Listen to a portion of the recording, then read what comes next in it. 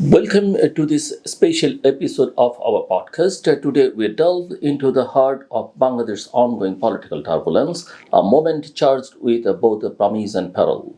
Since assuming leadership of the interim government following the dramatic fall of the previous regime, Nobel laureate Professor Muhammad Yunus has been at the center of a volatile experiment in reform and transition. But in recent weeks, speculation, confusion, and frustration have clouded the political atmosphere. Rumors of Yunus stepping down, mounting pressure from political parties, unrest surrounding electoral timelines, and rising tension with both allies and critics have all led to growing concerns about the future of governance and democracy in Bangladesh. In this episode, we unpack the key events, analyze the deeper fault lines, and ask a critical question. Can Yunus still deliver on his promise of reform, justice, and a credible path of democracy? Or is the experiment already at risk of unraveling? Stay with us. The recent rumor surrounding Professor Muhammad Yunus' intention to resign from his position as chief advisor sparked a wave of discussion in media and on social media platforms. However, the government swiftly clarified that Dr. Yunus remains in his role and continues to lead the interim administration along with his team of advisors. On Saturday, the chief advisor held meetings with three political parties, underscoring his active involvement following the National Economic Council meeting. Planning advisor Dr. Wahiduddin Mahmood told journalists that the chief advisor and his team have decided to continue fulfilling the responsibilities. That same evening, a statement from the Advisory Council indicated that if any force, domestic or foreign, renders it impossible for the government to operate, the reasons will be publicly disclosed before a future course of action is decided. These developments come amid increasing demands from political parties, particularly the BNP, for a clear election roadmap. Jamaat Islami and the National Citizen Party (NCP) echoed similar sentiments in their own terms. But how did the Yunus-led interim government, once seen as a beacon of reform, find itself caught in this situation? Observers suggested that multiple factors have eroded public confidence: failure to curb lawlessness, a reliance on a closed circle of loyalists in governance, lack of trust building with political parties, and controversial decisions on corridors and ports. It is not just the election issue, but the government's growing distance from political forces that has created the crisis. The government began acting in isolation, fueling public skepticism, the unfairness of new parties having open access to the chief advisor while major opposition parties are sidelined. NCP blamed the BNP's recent aggressive posturing for the political unrest.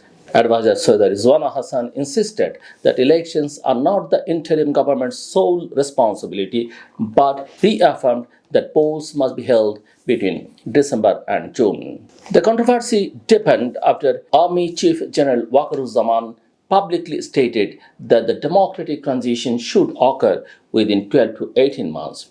This marked the first time someone from within the establishment offered a tentative timeline for elections.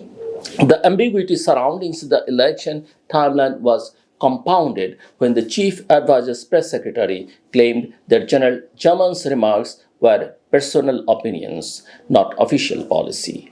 This lack of clarity frustrated political parties, particularly BNP, which has consistently demanded concrete roadmap.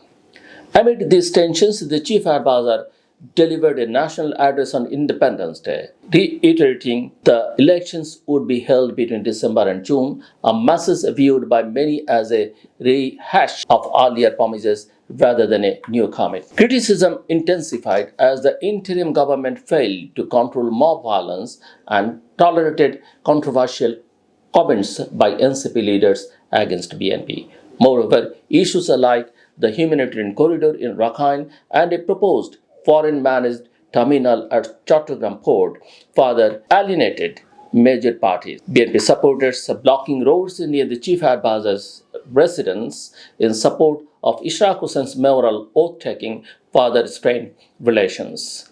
BNP demands the resignation of two specific advisors, a demand later echoed by others. Military-civilian relations also entered the public discourse, increasingly portrays the military as subordinates to civilian elites, even though the armed forces played a supportive role during last year's uprising. Critics argue that the armed forces are being expected to maintain peace and guard borders but denied any voice on critical national elections or decisions like corridors or ports reforms. The ongoing tensions has paralyzed key administrative functions, disrupted revenue collection, and hurt foreign trade. Some fear that organized mobs are beginning to replace legitimate authority. The political situation reached a boiling point when the chief advisor hinted at resignation out of frustration. This was confirmed by NCP leader Nahid Islam, although the government's press wing offered no clarification. Ultimately, several advisors persuaded Yunus to remain in office to avoid national instability. Saturday's meeting with the BNP, Jamaat, and NCP yielded mixed results. While the BNP demanded a clear roadmap and resignation of controversial advisors, they refrained from seeking Yunus' resignation directly.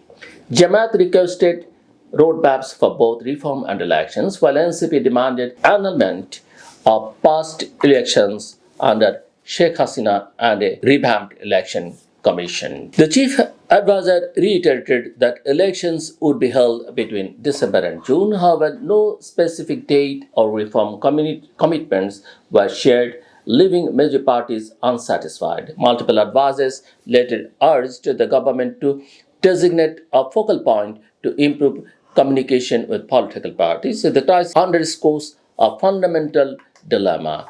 An interim government meant to facilitate transition risks becoming an obstacle to it. With mounting internal and external pressures, the Yunus government must now either deliver meaningful reform and a credible electoral roadmap or risk losing the moral and political capital it once commanded. As we reach the end of this episode, one thing is clear. Bangladesh stands at a delicate crossroads.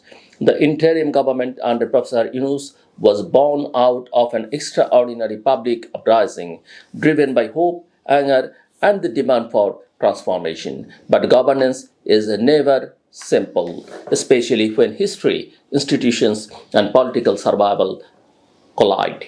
Whether Yunus steps down or stays, whether elections happen in December or June, the bigger challenge lies in restoring trust, building consensus, and ensuring that democracy doesn't become a casualty of reform fatigue or elite polarization. For now, the people of Bangladesh and the world watching await a roadmap not just of elections but of renewal. Until then, this political transition remains both a test and turning point. Thank you for listening.